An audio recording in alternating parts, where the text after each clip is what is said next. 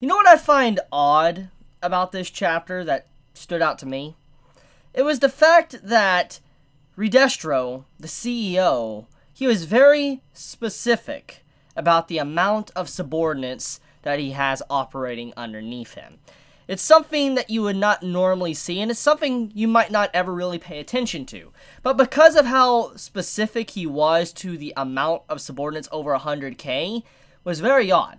Because let's put this into perspective.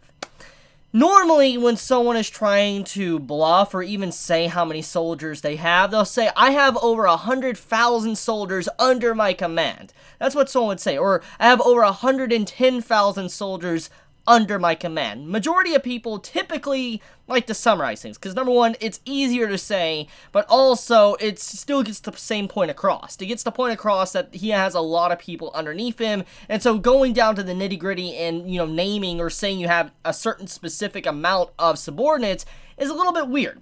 And so as soon as Redestro said that, it made me start scratching my head, and I was wondering, what's happening here? Why would he say something like that? Now, the first thing I think is, I don't think that the CEO, Redestro, I don't think he is actually bluffing. I want to be honest here. I think deep down he believes he has that many subordinates. And that's why I said I think he believes. Let's backtrack for a second.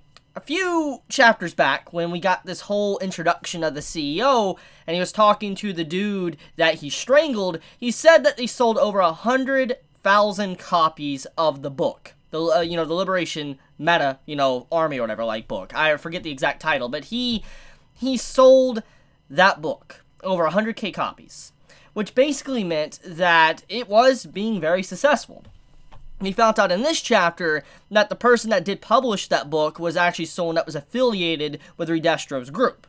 But that's not the main point I want to get at. The point I'm getting at is that we found out over 100,000 people bought the book. And if we look at what he said in this chapter, he said 116,000 and then a few other 500 something bought the book. And that's or not bought the book, it was his subordinates. And I'm just like, that mixes together. For instance, it's very similar.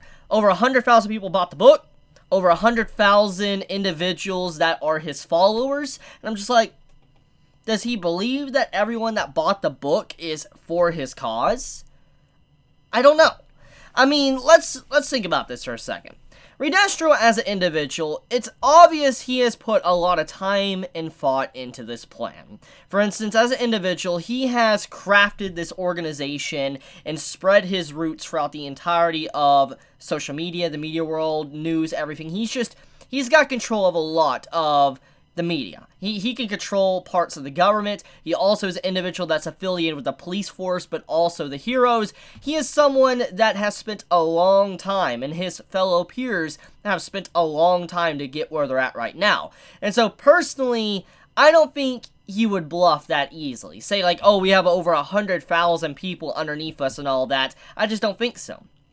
Because if he really does have this much information on the League of Villains, it says a lot that, you wouldn't need to say you have over 100,000. Because there's only 7 of them, of the League of Villains, and you have already a lot of people underneath you that's definitely way beyond what they have, and you're just you wouldn't normally need to say that. And so for him to say that, it could be, yes, a scare tactic, but for him to be that specific about the number, it just makes me wonder if he's actually including everyone that bought the book that potentially is not a fan. And so the reason why he might have killed the dude was because he read the book, bought the book, but he wasn't a fan, and maybe that conflicted with his overall opinion, his viewpoint, because if he truly believes everyone that bought the book might be his ally, then that could be the reason why he took out the dude, because it just went completely against everything he believed, and that could mean that he's a little bit delusional.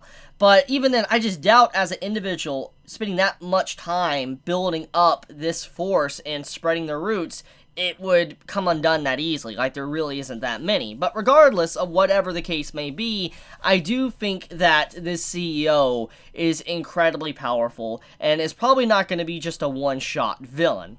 Now, what I mean by this is when it comes to My Hero Academia, there is one solid problem that this series usually has. And it's usually the fact that when an arc starts, there's a villain, and then that villain is defeated, never to pop up again. They're never really used ever again. And a lot of shonen typically have villains that carry on, or just a lot of stories have villains that carry on to the next arc. They build up. And yes, Shigaraki and the League of Villains are those villains, but there's a lot of villains that are introduced every single arc. For instance, Stain, or Overhaul, or, we have Gentle. We have individual villains that are introduced, and then once their arc is done, they're gone, and we don't really see much of them ever again. And I am concerned that the CEO could end up very similar to that. Once this arc is done and Shigaraki gets his development, the CEO is completely done and we move on. But I feel like the way Horikoshi is setting up this chapter or this arc, it doesn't seem like that's going to be the case. It feels like the CEO, or at least his organization, is going to be around for a very, very, very long time. Now, let's get into that. Obviously, Redestro, as an individual, looking at his character within this chapter just alone, he is not someone to give up his ideals. He would definitely go to the grave with his ideals. Like, he would die for what he believes in. He would be willing to sacrifice it all, most likely, even himself, just to achieve what he wants. But also, I feel like because of how his character is, he would never want to work with Shigaraki. So I think that's kind of out of the realm of possibility. I just don't think Redestro would work with Shigaraki. But I feel like he might be someone that will always be there to be somewhat of an interference to Shigaraki for a good long while. Because he's a character that's just too closely knitted in with the police, to the heroes, to, media, politics. He just has so much power, you cannot get rid of someone that easily. It's just not going to work like that. But also, you have people like him that are someone that believes in, being free, meta liberation and all that, like his group he's a part of. It makes it to where even if you were to kill him technically, his symbol, his view would never cease to exist. It will always be around. He would just turn into a martyr / symbol, which would probably reinforce the cause of what the Meta Liberation Army wants. So Shigaraki can't just quickly end the man either. So it's a very difficult situation. It's like, right now Shigaraki as an individual, we know for a fact, because of the last chapter, he gave up trying to carry on Stain's ideal. He basically is like, I'm no longer following Stain. I'm no longer going to use his ideal for the main reason why we do things in the League of Villains. I'm no longer having that. I give up doing that. I'm doing things my own way. That's what Shigaraki basically, stated in the last chapter. And that is why Spinner in this chapter is like, there's no remnants of Stain left in the League of Villains. Like, Stain is no longer here. His overall influence and everything is no longer a part of the League of Villains, and so anyone that does remain with the League of Villains is just legitimately following Shigaraki and no longer following Stain, and that puts Spinner in a very difficult spot. So, what I'm saying here is that because of Shigaraki's stance now, he is a good villain, and I think he is willing to grab someone else's motive and use it. I don't think he'll probably do it with the CEO, because of how big the last chapter's moment was for Shigaraki to give up Stain's influence. I just don't think he would allow himself to gain the influence of the CEO. I don't think that. I don't think he'll use it where he's like, oh, I'm now the, leader of the Meta Liberation Army. I just don't think Shigaraki is that type of character. It just doesn't fit with him and what his objective is. So I think at the end of the day, the only reason why I could see him accepting it is just because he wants to destroy everything. And if he does that, then he could probably destroy that entire organization from the inside. And maybe that is what he might do. But I feel like he just wants to cause chaos, just to destroy everything and get it gone for, it's no longer there. But okay, let's drop that for now. Basically, what I just wanted to get into is that the CEO, Redestro, as an individual, I feel like he's going to be around for a while. He's not going to be someone easy to take out. And the more and more I look at this arc, I feel like he is not going to be someone that the heroes are going to take down.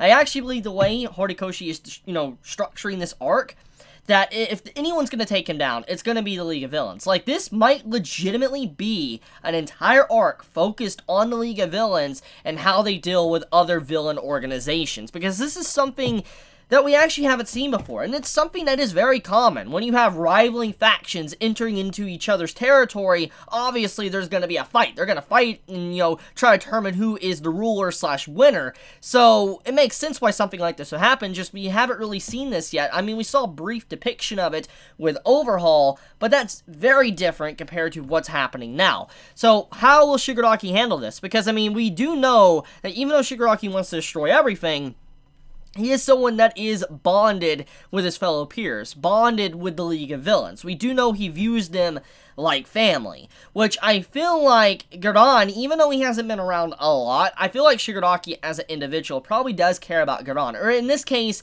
he cares about Twice's relationship with Giran, and knowing that Giran is gone is going to make Twice upset. I feel like Shigaraki might step up and do something about it, because of how much he cares about his peers, a part of the League of Villains. He does care about them. Regardless of how much a villain he does care about them, so I think that could be the driving force here, is that Shigaraki is going to prove himself, even though he's no longer following the will of Stain. He will not do that anymore, and he just wants to destroy things. He will prove himself that he will still uphold the values of his fellow comrades, and still fight for what they believe in, but in his own way. He will destroy everything else that isn't affiliated with them. So, let's talk about the Gigan stuff. For instance, Shigaraki fighting Gigan, All For One's leftover power, his trump card.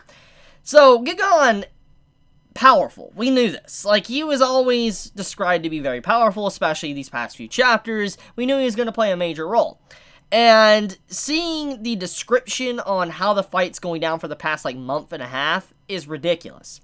Apparently, Gigan could fight for 48 plus hours non-stop, and then sleeps for just 3 hours after 48 hours, gets back up and starts rampaging. And apparently, from what was stated in the, main translation, Viz translation, is if someone tries to attack him while he's asleep, he automatically wakes up and just goes again for 48 hours. So, the man legit is just his endurance is insane. It will not be easy to outlast an opponent like that. I don't even think All Might as an individual could probably outlast something like that easily. In terms of just lengthwise, I don't think so. Because we gotta look at how long this fight's been going on. Apparently, a month and a half.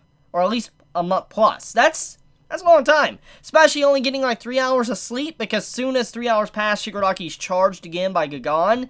So, I'm very impressed. Even with Shigaraki as well. Because when you think about his quirk, he is someone that his quirk doesn't actually give him super speed, it doesn't give him super strength, but he is still able to endure and fight against Gigan for this long without being just demolished. So I will give Shigaraki that. He has definitely proven that he has a lot of endurance, a lot of stamina to even stand up and fight like he is doing, and even being able to make conversation at that. He is in no condition, honestly, to go to war with Redestro.